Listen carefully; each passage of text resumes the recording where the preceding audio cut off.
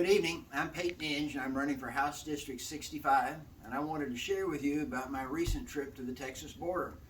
I went down to Laredo, Roma, Eagle Pass, and Del Rio, and to see really what human trafficking is all about and how the federal government is actually participating in it and facilitating and paying for it with our money.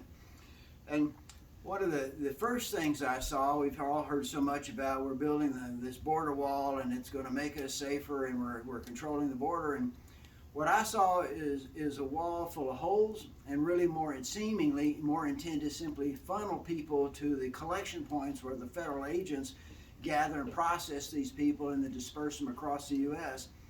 instead of trying to being something that would keep people out. They're just a funnel.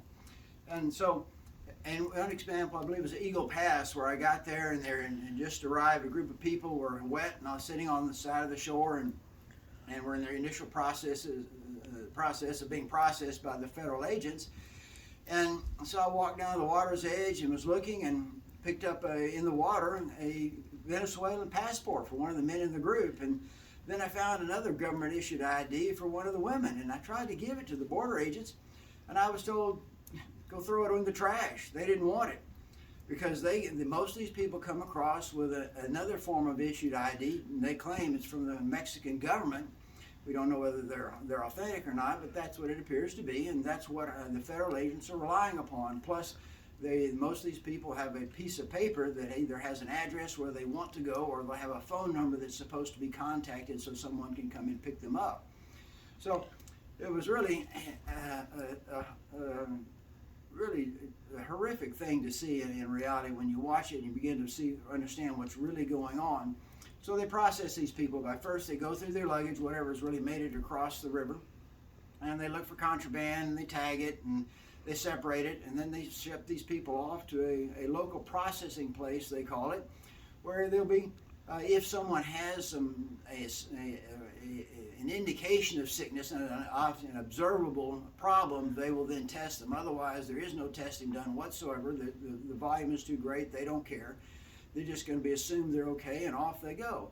The same thing with really their identity, other than they will fingerprint, they told me, anybody who's 14 years of age or older. They'll check it against Interpol and U.S. records, but they don't get records from South American countries or from the Middle East or other places. So for the most part, they really don't know who these people are, and they don't care. And even if they find some of them with criminal records, depending on what that is, they may process them on out and just send them out to the U.S. anyway. And so everybody's seen on TV where the buses unloading at airports and letting these people go. I actually went to one of the NGOs, which is the non-government organizations, which these are groups that get money from the federal government, which means from you and I, and they're very advantageous contracts or grants where they, quote, then help these people out a little bit. They'll give them some clothes and a little bit of pocket money before they're sent out once again and just dispersed around the country. But one of the problems with this is, of course, these people cannot legally be hired.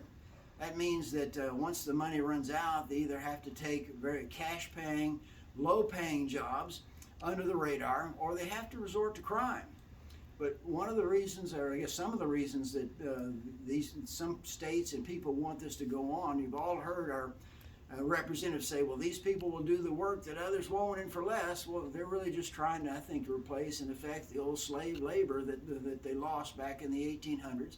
And two, some of these states are now, of course, allowing these people to vote, even though they're not citizens. They're allowing them to vote, and they're counting them in their census counts because they're using that to make up for the hundreds of thousands that are fleeing the Northeast and the Western states every single year to come to places like Texas and Florida and other states.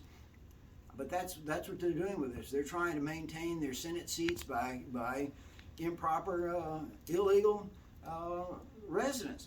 So what Texas needs to do, I think, from now, immediately, if I'm down there, I'm going to work with others, and first thing I'm going to do is pass specific state laws regarding crossing over our southern border improperly or illegally.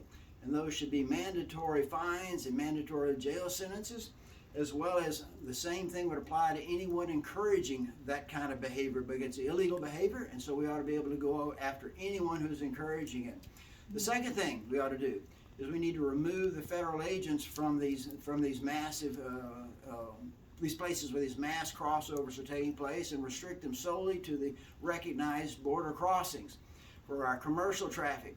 And then we need to put state agents on where these mass crossings are, because then they become state possessions. Right now, all these people are in federal control, and so you can send all the extra Texas agents down there you want, but all they're going to do is stand around like I saw and just watch, because these people come across, federal agents take them, they take possession of them, and they have possession of them all the way until they release them around the United States where we can't get them.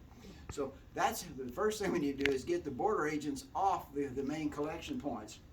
The last thing, we need to sue Biden. We need to sue Mexico. We need to sue anyone who violates our state laws and or who is encouraging this kind of behavior based on the statutes we'll pass. And I think this is what we need to do to discourage this kind of behavior.